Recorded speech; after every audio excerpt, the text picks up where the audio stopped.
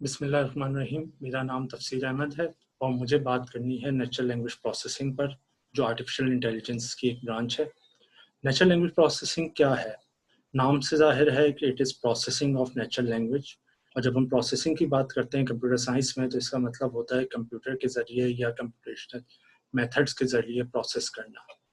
अब natural languages क्या हैं? नेचुरल लैंग्वेजेस वो लैंग्वेजेस हैं जिसे हम आम बातचीत में इस्तेमाल करते हैं, जैसे इंग्लिश, अरबी, उर्दू, चाइनीज़ वगैरह। इन लैंग्वेज को प्रोसेस करना कंप्यूटर के लिए ज़्यादा मुश्किल है बजाय उस मुकाबले में पाइथन के, सी के या दूसरी प्रोग्रामिंग लैंग्वेज के। वजह यह है कि आम प्रोग्रामिंग लैंग्वेजेस को इस तरह से बनाया जाता है कि उन्हें कंप्यूटर प्रोसेस कर सके, उनके तमाम रूल्स हमें पता होते हैं, जबकि ह्यूमन लैंग्वेजेस हमें मिली होती हैं कुदरत की तरफ से और हम उनके रूल्स नहीं जानते, तो उन्हें डिस्कवर करना एक मुश्किल काम है।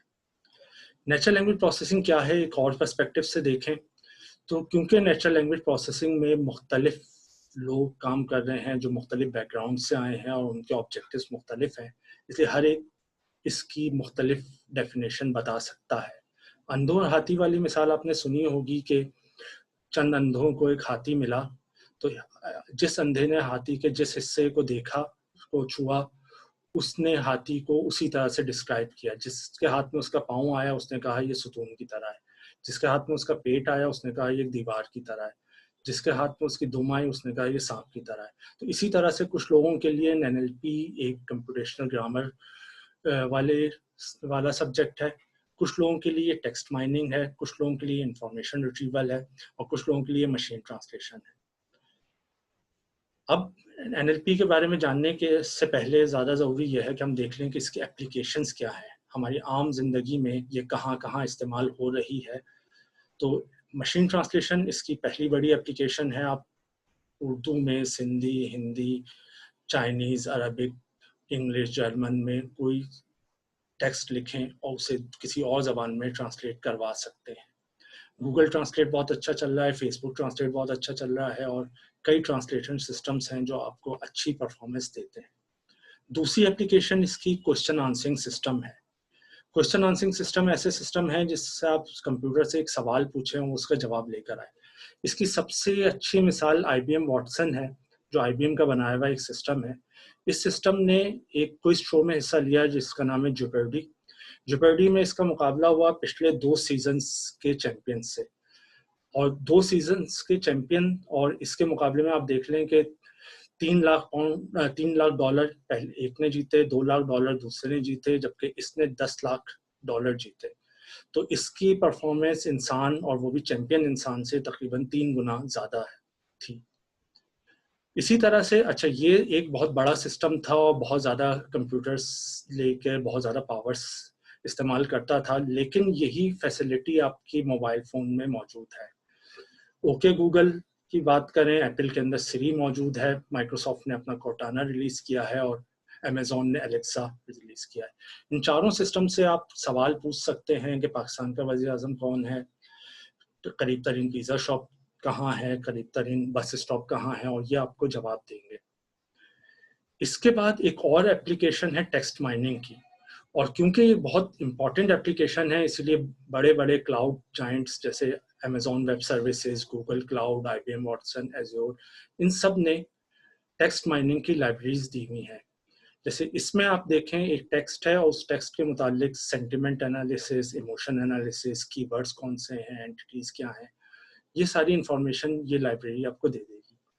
टेक्स्ट माइनिंग की बहुत सारी एग्जांपल हैं, उनमें से एक एग्जांपल गूगल न्यूज़ है, जो न्यूज़ को क्लस्टर करती है। आप news.google.com पे जाएं और वहाँ जाके आपको न्यूज़ मिलेंगी, लेकिन एक मौजू की खबर एक साथ होगी। पाकिस्तान में कोरोना के मरीजों के बारे में जितनी भी खबरें हैं वो एक साथ हैं सबसे ऊपर, उसके नीचे US में कोरोना के बारे में जिक्र है, तीसरे नीचे कोरोना इम्यूनिटी और कोरोना ट्रांसमिशन की बात हो रही है। अच्छा, ये सारा काम ऑटोमेटिक होता है, कंप्यूटर को बहुत सारी खबरें मिलती हैं और वो एक जैसी खबरों को एक साथ क्लस्टर कर देता है। इसके अलावा टेक्स्ट माइनिंग स्पैम फिल्टर में इस्तेमाल होती है, सेंटिमेंट एनालिसिस में इस्तेमाल होती है कि आपने किसी प्रोडक्ट पे तबसरा किया तो वो पॉजिटिव था, नेगेटिव था। इमोशन एनालिसिस पे इस्तेमाल होती है कि आपने जो मैसेज भेजा है वो उसका इमोशन हैप्पी था या सैड था। वगैरह वगैरह। इसके बाद अब अगली चीज है कि एनएलपी होती किस तरह से है। ये तो था कि एनएलपी के एप्लीकेशंस क्या हैं। अब यह है एनएलपी पे काम किस तरह से किया जाता है। एनएलपी पे काम करने की दो बड़ी टेक्निक्स हैं, एक लिंग्विस्टिक एनालिसिस और दूसरा मशीन लर्निंग। और फिर हम इन दोनों को मिला के हाइब्रिड अप्रोचेस इख्तियार कर सकते हैं। लिंग्विस्टिक एनालिसिस क्या कहती है? लिंग्विस्टिक एनालिसिस में हम जो टेक्स्ट हमें गिवन होता है उसका सिंटैक्टिकल, सेमेंटिक, मॉर्फोलॉजिकल एनालिसिस करते हैं, यानी हम उसका ग्रामेटिकल एनालिसिस करते हैं। फॉर एग्जांपल एक वर्ड मिला हमें कोडिंग, तो हम देखेंगे कोडिंग वर्ड का रूट फॉर्म क्या है, कोड है, पार्ट ऑफ स्पीच क्या है, वर्ब है, कौन सी वर्ब फॉर्म है, प्रोग्रेसिव वर्ब फॉर्म है। एक वर्ड मिला हमें प्रोग्रामर्स, तो प्रोग्रामर्स इस सेंटेंस का सब्जेक्ट है। तो इस तरह की इंफॉर्मेशन लिंग्विस्टिक एनालिसिस में हासिल होती है। और पुराने ज़माने में ये रूल बेस्ड सिस्टम्स होते थे, आप रूल्स बनाते थे कि ये वर्ड आया तो इसकी पार्ट ऑफ स्पीच ये होगी, और इस तरह का सेंटेंस आया तो इसका सब्जेक्ट ये होगा, एंड सो ऑन। मॉडर्न दौर में अब लिंग्विस्टिक एनालिसिस, जैसे सारी दुनिया मशीन लर्निंग पे शिफ्ट हुई है, तो नेचुरल लैंग्वेज प्रोसेसिंग की भी बहुत सारे फील्ड्स में मशीन लर्निंग इस्तेमाल होने लगी है। और मशीन लर्निंग के दो मेजर स्टेप्स हमने पीछे देखे थे, बैग ऑफ वर्ड्स और सीक्वेंस मॉडल्स। तो पहले हम देख लेते हैं बैग ऑफ वर्ड्स अप्रोच क्या है। बैग ऑफ वर्ड अप्रोच हमें यह बताती है कि आप सिंपल टेक्स्ट को किस तरह से किसी भी टेक्स्ट को किस तरह से कन्वर्ट कर सकते हैं नंबर्स में। मशीन लर्निंग अप्लाई करने के लिए जो मोस्ट इंपॉर्टेंट चीज़ ये है कि मशीन लर्निंग के ज़्यादातर एल्गोरिथम्स नंबर पे काम करते हैं, वो वर्ड्स पे काम नहीं कर सकते। अगर आप किसी भी डोमेन की एग्जाम्पल को नंबर्स में कन्वर्ट कर दें तो वो मशीन लर्निंग उस पर चल जाएगी। खाली अगर आप ये पैराग्राफ इनपुट देना चाहें तो मशीन लर्निंग सिस्टम्स के ये समझ में नहीं आएगा।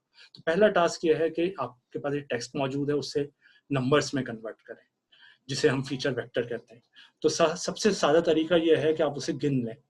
टेक्स्ट इसमें 3 दफ़ा आया है, ऊपर वाले टेक्स्ट में अनस्ट्रक्चर्ड 2 दफ़ा आया है, इन्फॉर्मेशन 2 दफ़ा आया है, and so on. Her word की हमने गिनती कर ली। तो ये गिनती से हमें पता चल गया कि इसमें कौन कौन से वर्ड्स मौजूद हैं। फिर यह है कि इसमें से वो वर्ड जिसमें इंफॉर्मेशन कंटेंट्स नहीं होती, उन्हें स्टॉप वर्ड्स कहते हैं, जैसे and, it, of, A, with, इन्हें रिमूव कर दिया। फिर यह है कि वर्ड्स की रूट फॉर्म पे ले आए, जैसे अनस्ट्रक्चर्ड जो है उसमें अन प्रीफिक्स है और ईडी सफिक्स है, इन दोनों को स्ट्रिप कर दिया तो आपके पास उसकी स्टेम बच गई, जो की असल इंफॉर्मेशन थी वो स्ट्रक्चर में लिखी हुई थी। इधर इंफॉर्मेशन में एशन रिमूव कर दी, असल इंफॉर्मेशन जो थी वो इन्फॉर्म में थी। फिर उसके बाद हम फीचर वेक्टर बना देते हैं। आपको राइट हैंड साइड पे नजर आ रहा होगा कि इस टेक्स्ट में 3+1 4 दफा आया। 3+1 क्यों? क्योंकि एक दफा ये टेक्स्ट आया था और एक दफा आप अगर पीछे देखें तो टेक्सचुअल में लिखा हुआ था। तो टेक्सचुअल का टेक्स्ट और टेक्स्ट 3 मिलके टेक्स्ट 4 दफा टेक्स्ट आया, 3 दफा स्ट्रक्चर है, 2 दफा इन्फॉर्म है, 1 दफा अमाउंट है। तो ये हमारे पास फीचर वेक्टर आ गया। और वेक्टर्स पर, वेक्टर ऑफ नंबर्स पर मशीन लर्निंग एल्गोरिथम चलते हैं। आप क्लासिफिकेशन करना चाहें तो ये क्लासिफिकेशन सिस्टम को फीड कर दें, अगर आप क्लस्टरिंग करना चाहें तो क्लस्टरिंग को फीड कर दें। तो बैग ऑफ वर्ड से हमें फीचर वेक्टर मिल गए। एक इंपॉर्टेंट चीज़ है बैग ऑफ वर्ड में कि इसमें ऑर्डर डजेंट मैटर। इन्फॉर्म के बाद अमाउंट आ रहा है, अमाउंट के बाद मिन आ रहा है, उसके बाद डील आ रहा है। तो ये क्या ओरिजिनल टेक्स्ट में भी इसी तरतीब से आए थे या किसी और तरतीब से आए थे, वो इन्फॉर्मेशन हमसे लूज हो गई। मशीन लर्निंग का जो दूसरा तरीका है उसमें हम ये इंफॉर्मेशन लूज नहीं करते, उसमें ऑर्डर डज मैटर, और उसमें हम सीक्वेंस मॉडल करते हैं। इसकी एक एप्लीकेशन है नेक्स्ट वर्ड प्रेडिक्शन। मैंने आपको बताया हेलो और कहा कि हेलो के बाद मोस्ट प्रोबेबली कौन सा वर्ड आएगा, तो मोस्ट प्रोबेबली इसके बाद हाउ आएगा। अच्छा, मैंने कहा हाउ के बाद मोस्ट प्रोबेबली कौन सा वर्ड आएगा, तो आप कहेंगे आर आएगा। आर के बाद मोस्ट प्रोबेबली क्या आएगा, यू आएगा। तो हम मशीन लर्निंग सिस्टम भी ट्रेन कर सकते हैं। और यहाँ पे आपको जो ऑरेंज बॉक्स नजर आ रहा है ये एक न्यूरल नेटवर्क है। तो वो ऐसा न्यूरल नेटवर्क या ऐसा कोई भी क्लासिफायर हम ट्रेन कर सकते हैं जिसे एक इनपुट वर्ड दें और वो उसे कन्वर्ट, उसके बाद वाला नेक्स्ट वर्ड प्रेडिक्ट कर दे। लेकिन ये आइसोलेटेड फैसला है। इससे अच्छा फैसला उस वक्त होगा जब हम इससे अच्छा फैसला उस वक्त होगा जब हम सीक्वेंस को मॉडल करना शुरू कर दें। यानी हमें हेलो मिला तो हमने उसकी मदद से हाउ प्रेडिक्ट कर दिया। अब उसके बाद हमें हाउ मिला तो हाउ और पिछले फैसले की स्टेट जो थी, इन दोनों ने मिलाकर बताया कि इसके बाद आर आएगा।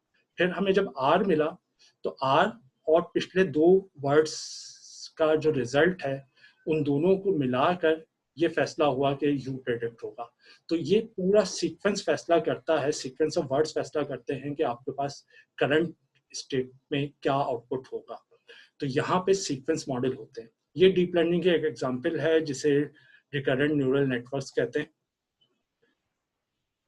अच्छा, डीप रिकरेंट न्यूरल नेटवर्क की एक और एग्जांपल मशीन लर्निंग में इस्तेमाल होती है जिसे इनकोडर डिकोडर सिस्टम्स कहते हैं। उसमें आपने John is driving a car English का एक सेंटेंस है उसे इनकोड कर दिया एक फॉर्म में, तो आखिरी वाले ब्लू पे जब आप आएंगे तो पूरा का पूरा सेंटेंस आखिरी ब्लू रेक्टेंगल में इनकोड हो गया। फिर डिकोडर क्या करेगा, वो इसे जर्मन लैंग्वेज में डिकोड कर देगा। तो ये ब्लू वाला ब्राउन पे गया और ब्राउन वाले सिस्टम ने, डिकोडर ने उसे डिकोड इंग्लिश के इनकोडेड सेंटेंस को डिकोड कर दिया जर्मन में, और उसने यॉन फेर्थ आइन ऑटो जनरेट कर दिया। अच्छा जी, थोड़ी सी चीज़ें बोरिंग हो गई हैं, तो नेचुरल लैंग्वेज प्रोसेसिंग वालों को भी एहसास था ये चीज़ बोरिंग है, तो उन्होंने कहा कि कम से कम इन चीज़ों के नाम दिलचस्प रखें और नाम तो कम से कम लेस बोरिंग हो। तो अब कई सिस्टम ऐसे आ रहे हैं जिनके नाम मपेट्स के नाम पे रखे गए हैं। 3 इस वक्त बहुत ज़्यादा इस्तेमाल हो रहे हैं: एल्मो embedding for language model, by directional encoder representation for transformers, ये बर्ट है, और enhance language representation with informative entities, ये अर्नी है। ये मॉडल्स इस्तेमाल होते हैं और इसमें से हम एक ही डिस्कस करेंगे, बर्ट को, जो current state of the art है। स्टेट ऑफ द आर्ट का मतलब कि इस वक्त सबसे बेहतर रिजल्ट ये सिस्टम दे रहा है। तो बर्ट क्या है? By directional encoder representation for transformer. By directional क्यों? इनकोडर तो आपने देख लिया था, ये इनकोड कर रहा है, पूरा सीक्वेंस आखिरी रेक्टेंगल में इनकोड हो गया। बाई डायरेक्शनल अगर आप यहाँ देखें तो हेलो की इंफॉर्मेशन हाउ में जा रही है, हेलो और हाउ की इंफॉर्मेशन मिलकर आर में जा रही है, लेकिन इसका रिवर्स नहीं हो रहा, यानी आर की इंफॉर्मेशन हाउ में नहीं आ रही, आर यू की इंफॉर्मेशन हाउ में नहीं आ रही। तो ये यूनी डायरेक्शन है। बाई डायरेक्शन पर आना है तो ये बाई डायरेक्शनल सिस्टम है। आप अगर इसके एग्जाम्पल में देखें तो आई की इंफॉर्मेशन एक्सेस में जा रही है, एक्सेस की इंफॉर्मेशन आई में जा रही है। इसमें से जितने भी बीच में दरमियान में आपको बॉक्स मिलते हैं, ये ओवल्स मिलते हैं, ये न्यूरल नेटवर्क्स होते हैं। तो बायडायरेक्शनल है इनकोडर रिप्रेजेंटेशन फॉर ट्रांसफॉर्मर्स। इसकी जो सबसे अच्छी बात है, सबसे स्ट्रॉन्ग पॉइंट है, ये ट्रांसफर लर्निंग पे काम करता है। प्रॉब्लम इस वक्त नेचुरल लैंग्वेज प्रोसेसिंग की यह है कि आप मशीन लर्निंग सिस्टम बना सकते हैं, लेकिन सुपरवाइज्ड मशीन लर्निंग में आपको ट्रेनिंग डाटा देना पड़ता है। और आप सेंटिमेंट एनालाइजर बना रहे हैं जो एक मैसेज पढ़ के बताए कि इसमें ये पॉजिटिव कमेंट था या नेगेटिव कमेंट था, तो आपको टेंस ऑफ थाउजेंड या एग्जाम्पल्स देनी पड़ेंगी पॉजिटिव की, और टेंस ऑफ थाउजेंड्स एग्जाम्पल देनी पड़ेंगी नेगेटिव की। आप पार्ट ऑफ स्पीच टैगर बता रहे हैं जो ये बता दे कि पहला वर्ड नाउन था, दूसरा वर्ब था, तीसरा आर्टिकल था, तो इसमें भी आपको टेंस ऑफ थाउजेंड्स एग्जाम्पल देनी पड़ेंगी, वर्ड उसके सामने उसका पार्ट ऑफ स्पीच, वर्ड और इसके सामने पार्ट ऑफ स्पीच। ये ट्रेनिंग डाटा बनाना मुश्किल काम होता है। तो ट्रांसफर लर्निंग ये करता है कि इन लेमैन टर्म्स इनपुट में बर्ट ये करता है ट्रांसफर लर्निंग के लिए कि इनपुट आउटपुट में सेम सेंटेंस देता है, और बीच के जो स्टेट्स हैं वो इनकोड करना और डिकोड करना सीख जाती हैं। यानी आई एक्सेस दिस अकाउंट को वो इनकोड करेंगी और फिर आउटपुट करने के लिए डिकोड करेंगी। तो वो उसे आपके पास कॉर्पस मौजूद है, आपके पास बहुत ज़्यादा टेक्स्ट मौजूद है, इंटरनेट से आपने हासिल कर लिया, एक सेंटेंस दें उसका आउटपुट मिल गया, दूसरा सेंटेंस दें उसका आउटपुट मिल गया। इनकी बेस पे वो प्री ट्रेन हो जाता है सिस्टम। इस प्री ट्रेन सिस्टम के ऊपर अगर आप इसे फिर ट्रेनिंग डाटा देंगे तो वो ट्रेनिंग जल्दी हो जाता है और ज़्यादा एक्यूरेट हो जाता है। अच्छा, तो इस वजह से प्री ट्रेनिंग में एक दफ़ा मेहनत करनी पड़ती है और बहुत ज़्यादा मेहनत करनी पड़ती है। उसके बाद जो दूसरा सिस्टम आपको पार्ट ऑफ स्पीच टैगर बनाना है, सेंटिमेंट एनालाइजर बनाना है, या इवन क्वेश्चन आंसरिंग सिस्टम बनाना है, तो वो बहुत जल्दी से और बहुत कम रिसोर्सेज से बन जाएंगे। ये बहुत बड़ा सिस्टम होता है। अगर आप इसमें तो सिर्फ 2 लेयर्स दिखाई गई हैं, ओरिजिनल बर्ट सिस्टम में 24 लेयर्स होती हैं और तकरीबन 340 मिलियन पैरामीटर्स, यानी जो आर्क्स बनी हुई हैं ये 340 मिलियन आर्क्स है। और इवन इसकी ट्रेनिंग अगर क्लाउड पर हो तो उसमें तकरीबन $7,000 का खर्चा आ सकता है। तो ये इंट्रोडक्शन था नेचुरल लैंग्वेज प्रोसेसिंग का, और इसमें जो मेजर टेक्निक्स हैं, मेजर मेथड जो यूज़ हो रहे हैं उसका। अगर आपको कोई सवाल हो तो डॉक्टर ज़ीशान हसन उस्मानी से को लिख दीजिएगा, वो मुझे तक पहुंचा देंगे और मैं जवाब भेज दूंगा। बहुत शुक्रिया आपका। अल्लाह हाफ़िज़।